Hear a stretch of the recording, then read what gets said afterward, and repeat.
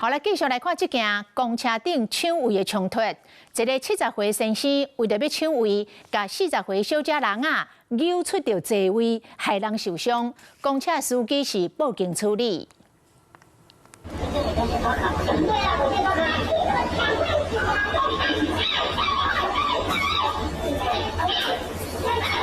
槍指上3個女子，本地已經被抓落來。想要到穿各紅色外套的男子，向伸手，甲伊對座位扭起來，雙方爆發着衝突。現在就是害怕，現在就是。那你沒有這個暴力啊？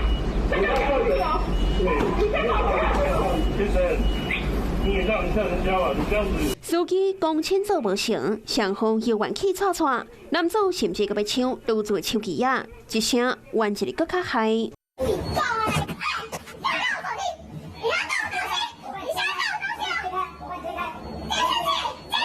代志都發生在昨暗6點半，林小姐控訴，伊坐公車上車落完錢，準備要坐去司機邊仔座位，想要到排佇咧後壁說話的男子，勇勇衝過來甲弄開，佮用卡棒甲雨傘甲攻擊，想要佔位，造成林小姐踩傷。司機有出聲說對我使用的暴力的動作太誇張，然後那個男的他還不承認啊，他就是一直態度很囂張，我說可以提告你。怎樣的，然後他就是一直惱羞成怒。乘客覺得他有被觸碰到，那所以有做報警的動作。那我們駕駛長呢就立即照公司的 SOP 去做處置。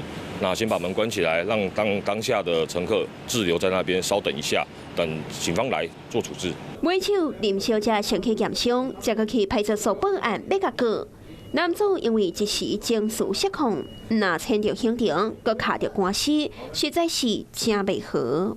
Hello， 我是蔣新梅。想要搶先掌握最及時的新聞資訊嗎？趕快訂閱、按讚、開啟小鈴鐺，鎖定華視新聞 YouTube 頻道。